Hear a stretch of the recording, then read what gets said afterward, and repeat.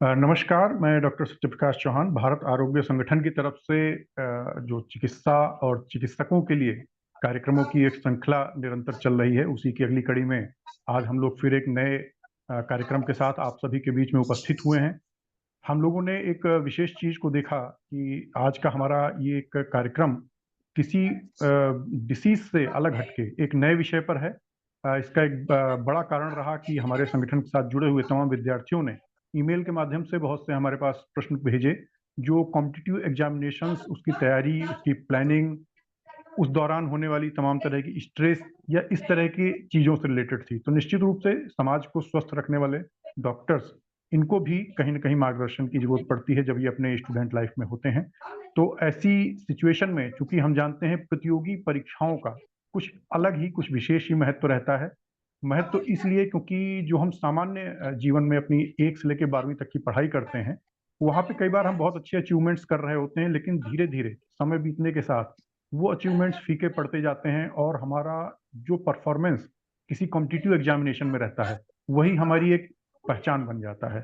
तो कॉम्पिटिटिव परीक्षाएँ काफ़ी ज़्यादा आज के समय में तनाव देने वाली हैं, काफ़ी कठिन हो गई हैं। इन सभी चीज़ों को देखते हुए आज के समय की जो 2 सबसे कठिन परीक्षाएँ मानी जाती हैं, जैसे नीट मेडिकल की परीक्षा सामान्य रूप से कहें तो, और दूसरी परीक्षा सिविल सर्विसेज़, दोनों ही परीक्षाएँ काफ़ी कॉम्पिटिटिव हैं, बहुत ज़्यादा स्टूडेंट्स इन दोनों परीक्षाओं में बैठते हैं, बेहद कठिन मानी जाती हैं, बेहद तनाव देने वाली परीक्षाएँ हैं। तो इस तरह के प्रतियोगी परीक्षाओं में विद्यार्थियों के लिए एक सही मार्गदर्शन मिले, इसके लिए हम लोगों ने आज के लिए बड़ी हम लोगों की एक खुशी की बात है, बड़े गर्व की बात है कि हमारे बीच आज उपस्थित हैं उत्तर प्रदेश शासन के एक वरिष्ठ पदाधिकारी, जिन्होंने अपने जीवन काल में न केवल मेडिकल की परीक्षा को पास किया, एक चिकित्सक बने, बल्कि साथ ही साथ सिविल की परीक्षा भी क्रैक की और आज एक प्रतिष्ठित पद पर उत्तर प्रदेश सरकार में कार्यरत हैं। आज हमारे साथ हैं डॉक्टर अनिल यादव सर, जो वर्तमान में असिस्टेंट कमिश्नर के रूप में बलिया जिले में उत्तर प्रदेश सरकार में कार्यरत हैं। तो चूंकि सर ने मेडिकल और सिविल दोनों तरह की परीक्षाएं जीवन में पास की हैं, निश्चित रूप से उन्होंने उस तरह के एक कॉम्पिटिटिव फेज को भी देखा है, एक कठिन परीक्षाओं के दौर को भी देखा है, एक तनाव को भी उन्होंने महसूस किया होगा और लंबे समय से एक व्यापक अनुभव है। इसलिए हम लोगों को आज जो सर के माध्यम से मार्गदर्शन मिलने जा रहा है, ये आने वाले भविष्य में जो विद्यार्थी इस तरह की परीक्षाओं की तैयारी कर रहे हैं, उनके लिए बेहद महत्वपूर्ण होने वाला है। तो हमेशा की तरह कार्यक्रम की एक औपचारिक और पारंपरिक सांस्कृतिक शुरुआत करने के लिए आज हमारे साथ हैं भारत आरोग्य संगठन के राष्ट्रीय उपाध्यक्ष प्रोफेसर अजय कुमार सिंह सर। तो मैं सर से पहले अनुरोध करूंगा कि एक सामान्य मंगलाचरण के साथ कार्यक्रम की शुरुआत करें और हमारे सम्मानित अतिथिगण डॉक्टर अनिल सर का स्वागत भी करें। Professor Ajay sir. धन्यवाद। धन्यवाद डॉक्टर साहब। शुरुआत हम लोग धन्वंतरि वंदना से ही करेंगे, क्योंकि अपना ये जो सब्जेक्ट है वायरस से रिलेटेड है, मेडिसिन से रिलेटेड, तो उसके लिए हम लोग धन्वंतरि वंदना से शुरुआत करेंगे। उसके लिए नमामि धन्वन्तरिम् आदिदेवं सुरासुरैर्वन्दित पाद पद्मं लोके जरारुग्भयमृत्युनाशं दातारमीशं विविधौषधीनां सर्वे भवन्तु सुखिनः, सर्वे सन्तु निरामया, सर्वे भद्राणि पश्यन्तु मा कश्चित् दुःखभाग् भवेत्। धन्यवाद। भारत आरोग्य संगठन की तरफ से मैं अपने मुख्य अतिथि, अपने chief guest doctor Anil Yadav को अपना बहुमूल्य समय देने के लिए आभार व्यक्त करता हूं। उनका मैं स्वागत करता हूं कि उन्होंने अपना बहुमूल्य समय देने के लिए हामी भरी है। डॉक्टर साहब के साथ अपना एक सौभाग्य की बात है कि हम उनके साथ काफी समय बीता है हमारा, और जो एक हल्की फुल्की अगर नोट्स में कहा जाए तो जैसे जिन लोगों ने थ्री इडियट्स बाद में देखी होगी, डॉक्टर साहब के जो वहां पर रणछोड़ दास के जो विचार थे, हमारे डॉक्टर अनिल यादव के विचार शुरू से ही थे, तो वो विचार हमें हमेशा से मिलते रहे। डॉक्टर साहब का यही कहना था हमेशा से कि पढ़ाई पास होने के लिए मत करो, पास तो हो ही जाओगे, पढ़ाई करना है तो ज्ञान के लिए पढ़ना है।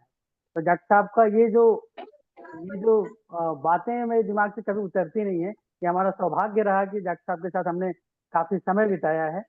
और डॉक्टर साहब अपने आप में एक जीवटता और कर्मठता की मिसाल है। उन्होंने अपने लिए एक लक्ष्य पहले से ही निर्धारित कर लिया था, और लक्ष्य को जब तक वो पाए नहीं तब तक डॉक्टर साहब ने अपने लक्ष्य पाने से पहले किसी तरह की कोई रेस्ट नहीं लिया। तमाम तरीके की बातें उठती रहती हैं, उठती हैं, लेकिन डॉक्टर साहब ने सबको किनारे करके अपना एक लक्ष्य बनाकर उसको पाया और आज डॉक्टर साहब एक सफल जीवन की जी रहे हैं। एक अच्छे प्रशासनिक पद पर आज डॉक्टर साहब अपनी सेवा को भारत सरकार में दे रहे हैं। मैं डॉक्टर साहब का भारत आरोग्य संगठन की तरफ से तहे दिल से स्वागत करता हूं। डॉक्टर साहब आज आए और अपना अमूल्य मार्गदर्शन जो डॉक्टर साहब ने अपने कैरियर के दौरान पाया है, किस तरीके से उन्होंने अपने जो सफलता पाई है उसके बारे में नए विद्यार्थियों को, नए स्टूडेंट्स को, not even only for the medical graduates but for the other graduates also he can guide, because he is the right person who can guide a person who is aspirated for the civil services exams. So I welcome Dr. Anil Yadav sir for his guidance, and I hand over the mic to the Dr. S.P. Chauhan for the further communication. Thank you sir, thank you sir आपके बहुमूल्य वचनों के लिए। अब हम सीधे कार्यक्रम की अपनी शुरुआत करते हैं। हमारे सम्मानीय अतिथि सर का समय हमें मिला और ये एक हायर पोस्ट पे और ये ईयर एंड जैसा चल रहा होता है, सभी लोग जानते हैं बेहद ज्यादा काम बढ़ा हुआ रहता है 31 मार्च खासतौर से आज की तारीख में। तो ऐसे समय में मैं सीधे विद्यार्थियों ने जो प्रश्न हमें भेजे ईमेल के माध्यम से, जिनके बारे में वो ज्यादा जानना चाहते हैं, उनको ही सीधे मैं सर से पूछना शुरू करता हूँ। सर, सबसे पहले आपका स्वागत है और आपके लिए ये पहला प्रश्न हमारे विद्यार्थियों की तरफ से। विद्यार्थियों ने ये जानना चाहा है कि 12वीं तक हर बच्चे का अपना एक कैरेक्टर होता है, अपना एक पहचान होती है कि उसकी एक आईक्यू लेवल ऐसी है, काफी हद तक समाज उसे जज कर चुका होता है और यहीं से एक स्टूडेंट अपनी एक पहचान खुद अपने मन में बना चुका होता है कि हम किन फील्ड्स में जा सकते हैं, किस में नहीं जा सकते हैं। तो क्या 12वीं तक की जो एक पहचान है, कोई सेकंड डिवीजन वाला है, कोई फर्स्ट डिवीजन वाला है, कोई विद ऑनर पास्ड हैं, कोई 90% प्लस हैं, तो क्या ये जो हमारी मार्क्स रहते हैं, क्या यही आगे के कैरियर को डिसाइड करने के लिए सफिशियंट हैं, या अगर कोई व्यक्ति ठान ले कि नहीं मुझे ऐसा कुछ गोल हासिल करना ही है और मेहनत से जुट जाए, तो इस पीछे की मेरिट का कोई बहुत महत्व नहीं रह जाता? सर, आपके क्या विचार हैं? अनिल सर। पहले तो धन्यवाद सत्यप्रकाश जी और अजय जी मुझे यहाँ निमंत्रित करने के लिए। मैं कुछ बोलूं से पहले मैं चाहूंगा अपना परिचय दे दूं। मैं अनिल कुमार यादव, CPMT 2001 बैच का BMS डॉक्टर हूं और साथ साथ PCS 2013 में भी मैंने क्वालिफाई किया और वर्तमान में असिस्टेंट कमिश्नर GST बलिया में मैं कार्यरत हूँ। तो ये मेरी वर्तमान पोजीशन है। अब आगे बात रही सत्यप्रकाश जी के प्रश्न की। सत्यप्रकाश ने जैसे प्रश्न किया कि इंटर में जो लड़के मार्क्स लाते हैं, रैंक लाते हैं, वो कितने महत्वपूर्ण है आगे की तैयारी के लिए। अगर इसमें मेरा विचार मानेंगे तो ये बहुत ज़्यादा महत्वपूर्ण नहीं है कि लड़का मार्क्स कैसा ला रहा है, क्योंकि सिविल के प्रिपरेशन के दौरान हमने देखे हैं बहुत से ऐसे स्टूडेंट हैं जो इंटर और हाई स्कूल में उनके बहुत अच्छे मार्क्स नहीं है, तो बहुत ज़्यादा लेबोरियस नहीं थे, लेकिन फिर भी उन्होंने सिविल सर्विसेज प्रिपेयर की और अच्छे रैंक से उन्होंने सिविल सर्विसेज एग्जाम पास किया और अच्छी पोजीशन पे इस वर्तमान में है। तो ये महत्वपूर्ण नहीं है कि आपके हाई स्कूल में या इंटर में कैसे मार्क्स हैं। चीज सबसे महत्वपूर्ण सिविल सर्विस एग्जामिनेशन के लिए है कि आप कितना जुझारूपन आपके अंदर उसका। यदि आप इंटर और हाई स्कूल पास कर एक अपना आईक्यू लेवल तो आप जान चुके हैं कि हाँ मेरे पास कैसा आईक्यू लेवल। यदि आपका आईक्यू लेवल अच्छा रहेगा तभी आप आगे पढ़ने के लिए माने अपनी इच्छा जाहिर करेंगे। अगर आईक्यू लेवल अच्छा नहीं रहेगा तो आप निश्चित ही आप नहीं चाहेंगे कि हम आगे पढ़ें। अगर कुछ लोग चाह रहे हैं कि नहीं हम आगे पढ़ेंगे ही पढ़ेंगे जानबूझकर, तो वो मेरे लिए मेरे समझ से बहुत अच्छा नहीं होता है। हर स्टूडेंट के लिए मेरी यही सलाह है कि पहले आप अपने आप को जान लीजिए कि आपको पढ़ाई में कितनी दिलचस्पी है। मार्क्स बहुत इंपॉर्टेंट नहीं है, कोई जरूरी नहीं कि आप फर्स्ट ईयर जा रहे हैं सेकंड ईयर में। क्या आपको पढ़ना अच्छा लगता है कि नहीं? अगर पढ़ना अच्छा लगता है और कुछ आप आगे करना चाह रहे हैं तभी आप आगे आइए, तभी इन सब की तरफ कॉम्पिटिशन एग्जामिनेशन के बारे में सोचिए। तो ये मेरा कहना रहेगा, आपके अंदर जुझारूपन होना चाहिए। जी धन्यवाद सत्यप्रकाश सर आपका। जी सर, जो आपने ये बात बताई बिल्कुल एक नई दिशा भी देती है कि यदि आपके अंदर पढ़ने की इच्छा शक्ति बनी हुई है तो बेशक पीछे के मार्क्स आपके कैसे भी रहे हों, ये बहुत महत्व नहीं रखते हैं। अगर आपके अंदर पढ़ने की इच्छा है, और आपने एक ये जो हिंट दिया ये वाकई बड़ा महत्वपूर्ण है कि अगर किसी के अंदर पढ़ने की इच्छा बची हुई तो कहीं ना कहीं वो आईक्यू से अच्छा है। हो सकता है अभी तक वो किसी अपनी पर्टिकुलर संगति के कारण या डाइवर्टेड रहा हो, या उसने बहुत ढंग से पढ़ाई ना की हो किसी वजह से, लेकिन अगर उसके अंदर इस बिल्कुल। तरह की ये एक इच्छा बनी हुई है कि नहीं मैं पढ़ना चाहता हूँ, कुछ करना चाहता हूँ, तो बाई ब्रेन वो अच्छा है और आगे अच्छा कर सकता है। तो सर के बिल्कुल। माध्यम से अब एक स्टेज तो ये क्लियर हो गई कि आप पिछला बैकग्राउंड बहुत ज्यादा न देखें। अगर आपकी इच्छा शक्ति है कि हाँ मुझे कुछ करना है, तो आप इस फील्ड में अभी भी आ सकते हैं। दूसरी चीज सर, ये माना जाता है कि सिविल की परीक्षा चूंकि बेहद टफ है, लाखों लोग इसमें बैठते हैं और कुछ बिल्कुल कुछ हजार की संख्या में बिल्कुल इसमें सेलेक्ट होते हैं जो अपना एक कैरियर, अपना एक मुकाम हासिल कर पाते हैं। ज्यादातर एक बहुत बड़ी संख्या में फेल्योर होता है।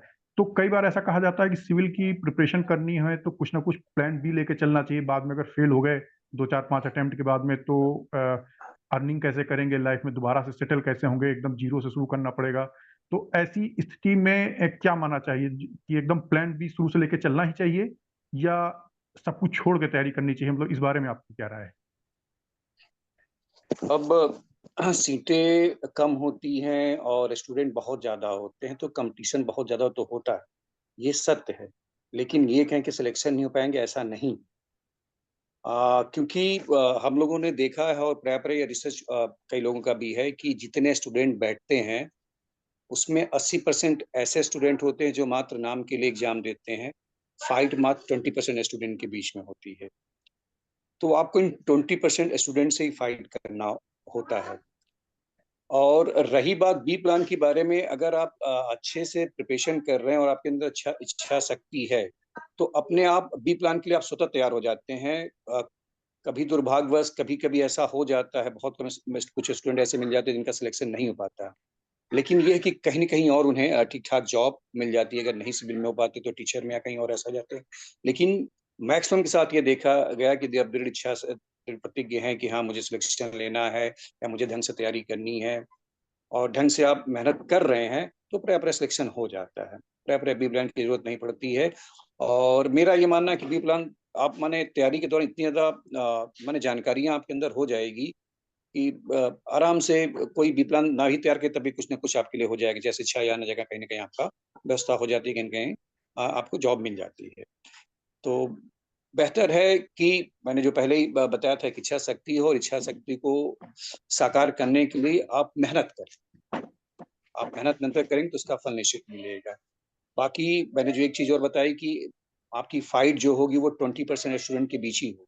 80% स्टूडेंट यहाँ भी वही होते हैं जो मतलब ऐसे ही फॉर्म डाल देते हैं, उनका एग्ज़ाम से ऐसा कुछ मतलब विशेष नहीं रहता। तो यही है जी अब। सर। जी।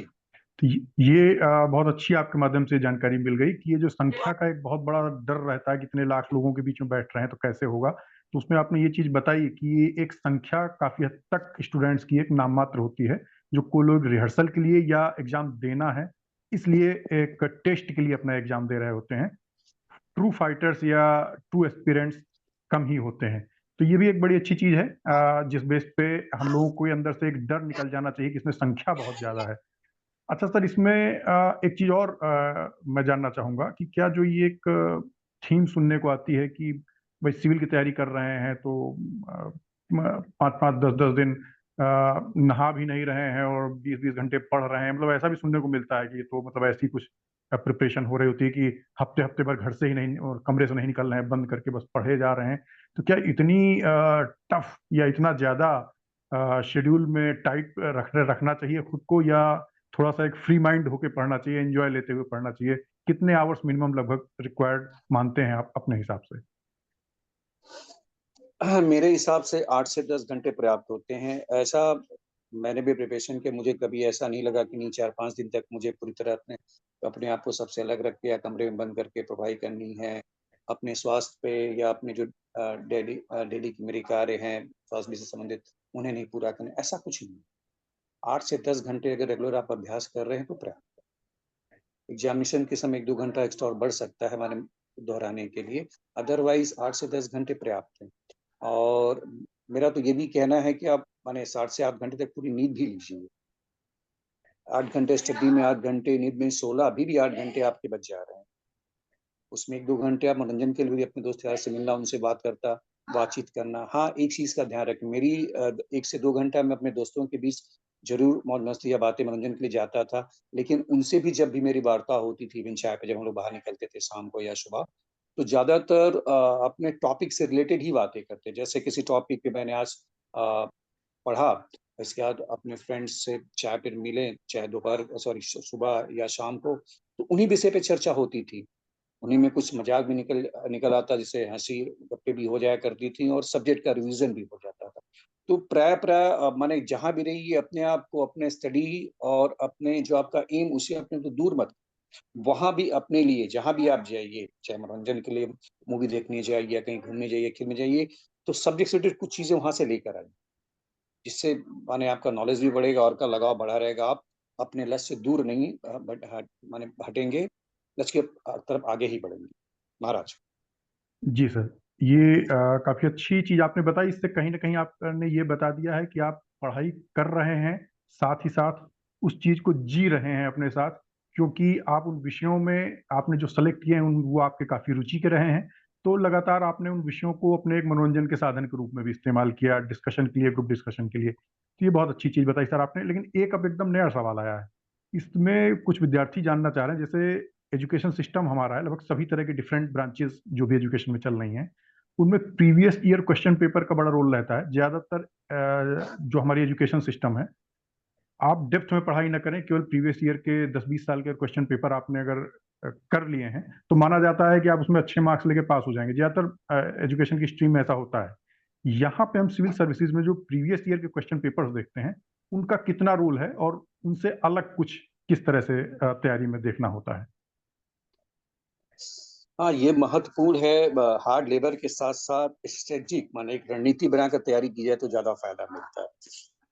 रणनीति में महत्वपूर्ण सबसे ज़्यादा महत्वपूर्ण जो मैंने पाया वो है कि जो पिछले साल के क्वेश्चन पेपर हैं, पिछले साल मतलब कई सालों के पुराने पेपरों को देखा जाए, उससे एक पैटर्न हमें पता चलता है कि हाँ, पूरे सब्जेक्ट में कौन-कौन सा पार्ट महत्वपूर्ण है।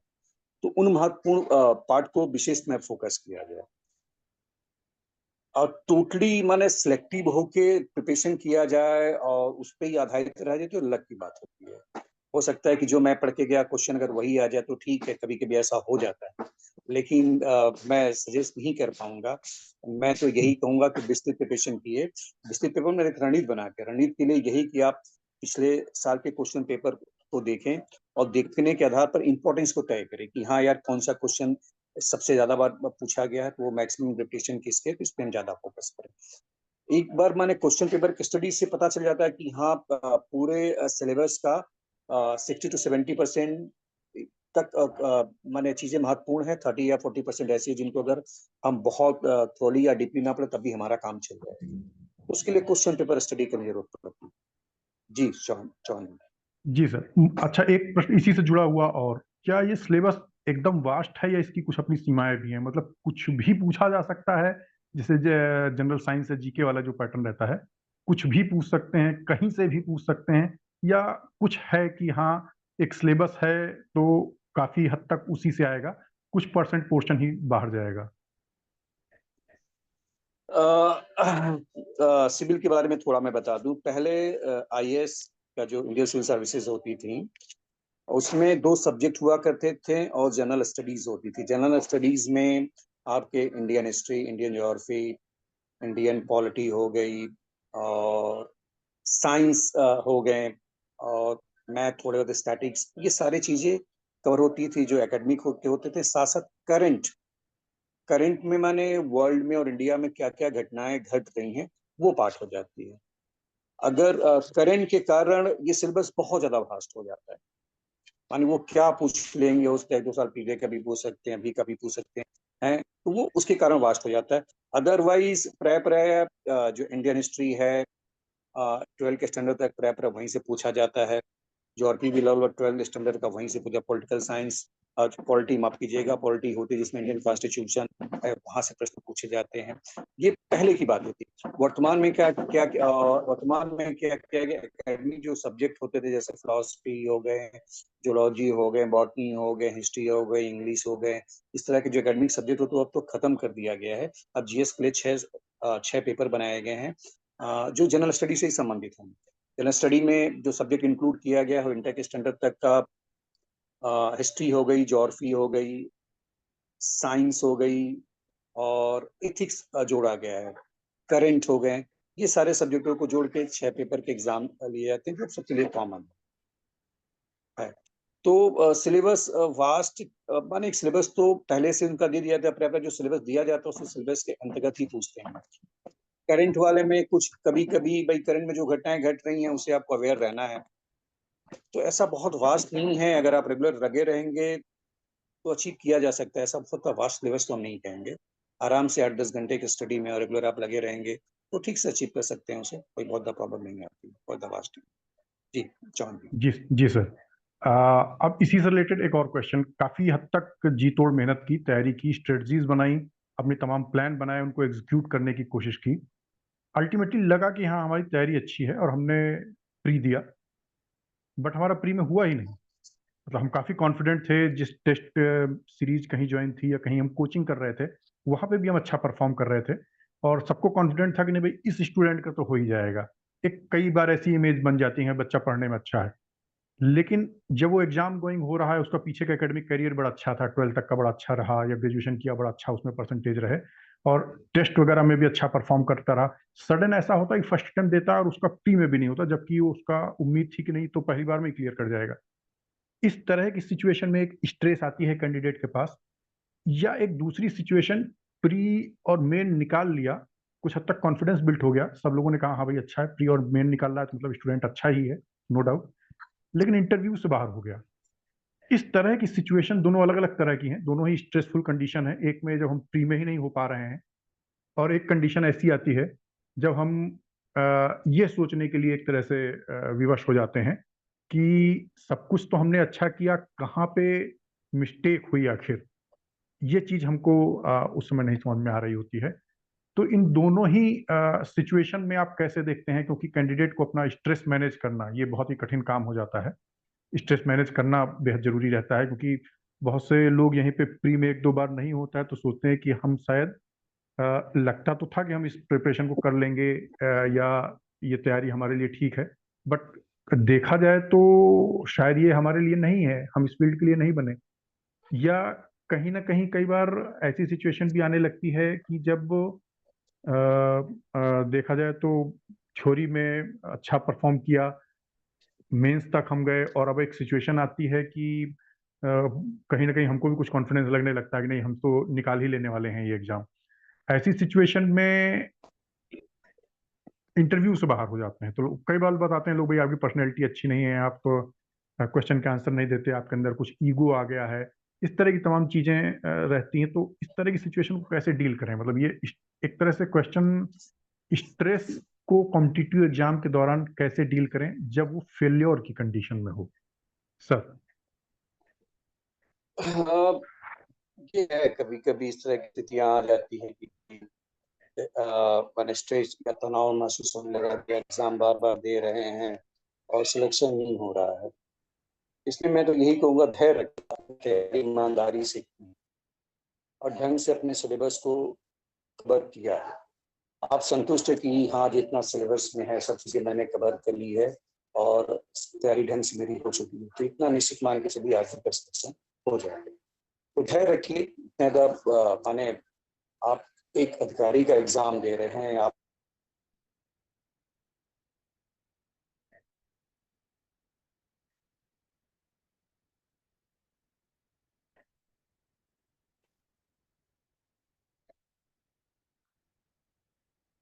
जी चौहान सर जी मेरी आपका। आवाज आ रही है?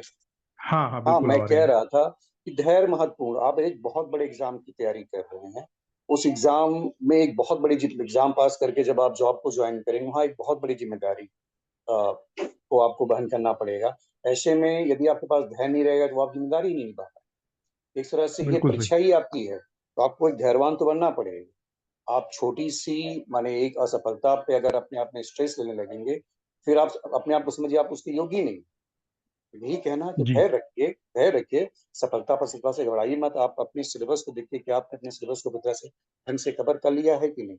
यदि कवर कर लिया है तो निश्चित मानिए आज नहीं कल तो सफलता ज़रूर मिलेगी। धैर्य बनाए रखिए, कोई दिक्कत जी नहीं। सर। जी सर। ये बड़ा अच्छा इसमें आपका जवाब रहा है सर, कि अगर आप अपनी तरफ से कॉन्फिडेंट हैं, तैयारी अच्छी है और आपके सब्जेक्ट पर पकड़ अच्छी है, तो हो सकता है कोई बार बैड लक रहा हो जिसकी वजह से ना हुआ हो, तो उस चीज को छोड़ के और एक जिम्मेदार पद पर आप जा रहे हैं, आप एक तहसील से लेके जिले तक के बड़े पदों पर रहेंगे और वहां पर आपको पूरा जिला संभालना है, तो ऐसी सिचुएशन में धैर्यवान होना जरूरी है और अच्छे ढंग से अपने आप को मोटिवेट रखना भी जरूरी है कि हम इस चीज को कर सकते हैं। अच्छा सर, इसके लिए तो आप अपने टाइम पे एक योगा के भी अ, अच्छे जानकार रहे हैं। क्या आपने योगा वगैरह को या प्राणायाम वगैरह को इस सेक्शन में यूज किया, थोड़ा सा ब्रेन के लिए रिलैक्स रहे, फिजिकली मेंटली आप अपने आप को फिट रखने में परीक्षाओं के दौरान? हाँ, मेंटली और फिजिकली दोनों भाई फिटनेस ज़रूरी होती है। अगर आप फिट नहीं रहेंगे तो आप अपने स्टडी को प्रॉपर्ली कंटिन्यू नहीं कर पाएँगे। तो चूँकि मैं पहले डॉक्टर था ही तो ये मुझे था ही कि अगर मैं फिजिकली फिट या मेंटली फिट नहीं रहूँगा तो मैं बेशक अपने लंबे समय कंटिन्यू नहीं रख पाऊँगा। तो उसके लिए मैं डेली सूर्य नमस्कार और अनुलोम-विलोम प्राणायाम मैं डेली करता था। 4 टू 6 टाइम्स सूर्य नमस्कार और 10 टाइम्स या 10 काउंट तक कह लीजिए अनुलोम-विलोम प्राणायाम, ये करता था। मतलब आधे घंटे के आस-पास मैं ज़रूर अपने देता था डेली, ये मेरे डेली का था। फिर आपने योगा के सबसे जो मुख्य आसन है जिसमें लगभग सब समाये हुए हैं, उसको आपने अपनी जीवन शैली का एक हिस्सा बना लिया था, जो पूरी हाँ, तरह से चूँकि मैंने फिजिकली आपने और बताया ना कि मुझे योगा की पहले जानकारी थी, तो जी लगा जी। कि हाँ, सबसे कम समय में सूर्यासन ही है जो मेरे पूरे बॉडी के लिए एक्सरसाइज़ करवा देगा ये, इसलिए मैं जी सोचा। सर। अच्छा, अब चूंकि आपका एक अच्छा बैकग्राउंड रहा है, आप एक चिकित्सक के रूप में शासकीय कॉलेज से, गवर्नमेंट कॉलेज से प्रशिक्षित हुए हैं। आपने एक चीज देखी होगी कि कोरोना काल के बाद से आयुर्वेद एक बड़ा चर्चा का विषय बना, देश में भी विदेशों में भी। और हुँ, हुँ। ऐसी स्थिति में आयुर्वेद के प्रति लोगों का एक नजरिया भी बदला है। लोग काफी प्रेफर करते हैं आजकल सलाहें लेना और उसके संबंधित इलाज वगैरह करना। और बेटर हम आयुर्वेद को ले जाना चाहें, हम और आगे बढ़ना चाहें आयुर्वेद के साथ, तो 3 सेक्शन में से किस सेक्शन में आप सबसे ज्यादा सुधार की संभावनाएं देखते हैं? विद्यार्थियों का अपना हार्डवर्क और बढ़ाना और फोकस्ड होके अपने गोल पे केंद्रित होके अपनी मेहनत को बढ़ाएं। टीचर्स की जो प्रशिक्षण देने वाले हैं उनकी अपनी योग्यताओं में ज्यादा से ज्यादा वृद्धि करें, वो और टाइम के लिए और कॉम्पिटिटिव बने। या तीसरा सेक्शन है गवर्नमेंट की तरफ से थोड़ा इसको और सहयोग मिले, सपोर्ट मिले गवर्नमेंट की पॉलिसीज में। इन तीनों में कहाँ पे आप देखते हैं कि सबसे ज्यादा काम करने की जरूरत है? इसमें अगर मेरा विचार लेंगे तो ख़ैर तीनों में ही काम करने की ज़रूरत है। लेकिन तीनों में यदि किसी को प्राथमिकता देना आप चाहेंगे तो मेरे हिसाब से गवर्नमेंट को इसे सबसे ज़्यादा अप्रोच करना चाहिए और इस आयुर्वेद के बढ़ाव के लिए उसे सबसे ज़्यादा अप्रोच करना चाहिए। दूसरी बात जो शिक्षण संस्थान हैं, माने शिक्षक वर्ग हैं और स्टूडेंट वर्ग हैं, इन दोनों से भी मैं चाहूँगा कि ये अभी हार्ड वर्क करें। हार्ड वर्क करने के सेंस में जैसे वेस्टर्न में एक कल्चर है कि वो जो भी चीज़ें खोज के लाते हैं, उस पे काफ़ी वर्क करते हैं, वर्क करने के बाद फिर वो एक निष्कर्ष देते हैं। वो चीज़ हम लोग नहीं कर पा रहे। अगर हमारे पास आयुर्वेद की कोई फाइंडिंग है, तो हम उसमें बेहतर वर्क करें, एक ही चीज़ पे बेहतर वर्क करें, बेहतर स्टडी करें, फिर एक निष्कर्ष दें कि हाँ भाई हमने ये चीज़ इतने समय इतने पेशेंट में इतने में किया और फाइनली ये निष्कर्ष निकला। वो फिर स्थापित हो जाए। निश्चित तौर पे तो ये एक व्यक्ति के लिए संभव नहीं है, एक इंडिविजुअल के लिए। उसे जब तक गवर्नमेंट का सपोर्ट नहीं मिलेगा तब तक वो कर नहीं पाएगा या फिर वो इकोनॉमिकली काफ़ी स्ट्रॉन्ग हो। तो ये दोनों पॉसिबिलिटी है नहीं, अगर जिसके पास हो वो ज़रूर इसको करे। मेरी शुरू से ये इच्छा रही है कि भई आयुर्वेद में प्रॉपर रिसर्च ना हो पाने के कारण पिछड़ता चला गया। हमारे पास नॉलेज बहुत है लेकिन हम एस्टेब्लिश नहीं कर पाए, स्थापित नहीं कर पाए। स्थापित इसलिए नहीं कर पाए कि उसपे हम काफ़ी रिसर्च नहीं कर पाए। यदि स्टूडेंट भी शिक्षण संस्थाएँ इसमें अगर अपना अध्ययन लगातार करते रहें और गवर्नमेंट का सहयोग मिलता रहे, तो निश्चित हम बेहतर कुछ कर पाएँगे और आयुर्वेद को आगे ले जा चौहान जी। जी बिल्कुल सही है सर, मैं इस पर बहुत ही आपसे सहमत हूँ। लगभग सर्वरोग विशेषज्ञ बनने या सब कुछ हमें आता है, इससे छोड़कर अपनी रुचि के किसी ऑर्गन सिस्टम जिसमें आपकी ज़्यादा दिलचस्पी है, चाहे वो गैस्ट्रो हो, डर्मेट हो, ऑर्थो हो, कार्डियो हो, जी जी पल्मोनोलॉजी हो, किसी पर्टिकुलर पे एक अच्छी कोई जो डिसीज है उस पर अगर आप लगातार काम करें और कुछ समय दे जिंदगी का, 10 साल, 15 साल, 20 साल, तो उसके बाद जब कोई एक उससे संबंधित कोई इन्फॉर्मेशन आप सोसाइटी को डिलीवर करेंगे अपने किए हुए वर्क के बेस पे, तो वो न केवल मान्य होगी बल्कि वर्ल्ड वाइड एक्सेप्टेड भी होगी अगर अच्छे डाटे और बिल्कुल अच्छा रिसर्च कर देते बिल्कुल। हैं। तो निश्चित रूप से ये सभी के लिए बहुत अच्छा रहेगा। मैं चाहूंगा सर आपकी तरफ से कोई मैसेज जो बच्चे प्रिपरेशन में हैं, स्टूडेंट्स प्रिपरेशन में हैं, स्पेशली उनकी एक अनुरोध था कि ऐसे एक्सपर्ट हमारे सामने हों जो मेडिकल से भी क्वालिफाइड हों और जो सिविल सर्विसेज में भी क्वालिफाइड हों, ताकि हम जो आगे बढ़ना चाह रहे हैं उस विषय में उनका जो एक अनुभव है वो हमारे लिए काम आ सके। तो मैं उन विद्यार्थियों के लिए चाहूंगा कि आपकी तरफ से कोई एक मैसेज रहे सर। हमारे तरफ से बस यही एक मैसेज रहेगा, यदि आपको सफल होना तो हार्ड वर्क आपको करना है और धैर्य भी रखना है। ऐसे नहीं थोड़ी बहुत असफलता की तैयारी आपने शुरू की और अब असफलता मिलने लगी तो आपने अपना धैर्य खोल दिया और स्ट्रेस में आ गए कि नहीं अब तो हम कुछ नहीं बन पाएंगे। ऐसा नहीं सोचना, हार्ड वर्क करना है और धैर्य बना के रखना है, सफलता निश्चित मिलेगी। चौहान। धन्यवाद सर। आज के इस कार्यक्रम में विद्यार्थियों के लिए एक मार्गदर्शन का कार्यक्रम था। बहुत से विद्यार्थी जो तनावग्रस्त हो जाते हैं परीक्षाओं के टाइम पे, खास तौर से प्रतियोगी परीक्षाओं के टाइम पे, ऐसी स्थिति में देश की जो सबसे प्रतिष्ठित, सबसे कठिन माने जाने वाली दो परीक्षाओं को क्वालिफाई करके आज उत्तर प्रदेश सरकार में एक असिस्टेंट कमिश्नर के रूप में कार्यरत हैं, अपने देश सेवा के कार्य में रत हैं। उन्होंने अपना एक बहुमूल्य समय हमको दिया। ऐसे डॉक्टर अनिल यादव सर का बहुत बहुत धन्यवाद कि वो आज हमारे कार्यक्रम में आए और जो भी विद्यार्थियों के मन के प्रश्न थे उनको भारत आरोग्य संगठन के माध्यम से उनसे पूछा गया और उन्होंने सबका बहुत ही अच्छे ढंग से और बहुत ही अपने अनुभव के आधार पर एक मार्गदर्शन दिया विद्यार्थियों को। निश्चित ही वो सभी के लिए बेहद महत्वपूर्ण सिद्ध होगा, सबके लिए बहुत कार्यकारी सिद्ध होगा। हम फिर चाहेंगे कि कभी आवश्यकता पड़ने पर सर विद्यार्थियों के लिए या सभी चिकित्सकों के लिए मार्गदर्शन के लिए फिर से हमारे द्वारा बुलाए जाने पर सर आमंत्रित हों। आमंत्रित होने पर हमको फिर से समय दें। आज चूंकि सर का समय बेहद व्यस्त था, कभी भी ऐसी स्थिति जब 31 मार्च की हो और तब टैक्स विभाग में खासतौर से इतने हायर पोस्ट पर बैठे हुए व्यक्ति के लिए समय दे पाना बहुत मुश्किल होता है, लेकिन ये हम लोगों के प्रति सर का स्नेह रहा कि सर तुरंत हम लोगों के साथ कनेक्ट हुए और विद्यार्थियों के लिए अपना बहुमूल्य समय सर ने हमको प्रदान किया। यही वास्तव में वो रियल हीरोज हैं जो हमारे आयुर्वेद से जुड़े हुए हैं, समाज से जुड़े हुए हैं, जो लगातार समाज और देश के लिए कार्य कर रहे हैं। एक अलग दुनिया होती है जो हीरो की संज्ञा दी जाती है, लेकिन वास्तव में जो देश को संभालने का कार्य कर रहे होते हैं यही प्रशासन तंत्र के अधिकारी होते हैं, जो किसी भी स्थिति में इनके माध्यम से अगर किसी को कोई लाभ हो रहा होता है तत्क्षण अपने समय को उनके लिए समर्पित कर देते हैं। तो इसके लिए मैं पुनः सर आपका एक बार धन्यवाद देना चाहूंगा कि आपने अपने कीमती समय से हम सभी के लिए इतना समय दिया। धन्यवाद सर। धन्यवाद। तो भारत आरोग्य संगठन के कार्यक्रमों की श्रृंखला में यह था आज का कार्यक्रम, जिसमें हमारे साथ थे बलिया के assistant commissioner doctor Anil Yadav sir, जिन्होंने अपना एक कीमती समय दिया, हम सभी के लिए एक अपने अनुभव से तमाम तरह के मार्गदर्शन दिए। निश्चित ही सभी विद्यार्थियों को इससे बेहद लाभ मिलने वाला है। तो मैं आज के कार्यक्रम की श्रृंखला को यहीं समाप्त करता हूँ। धन्यवाद।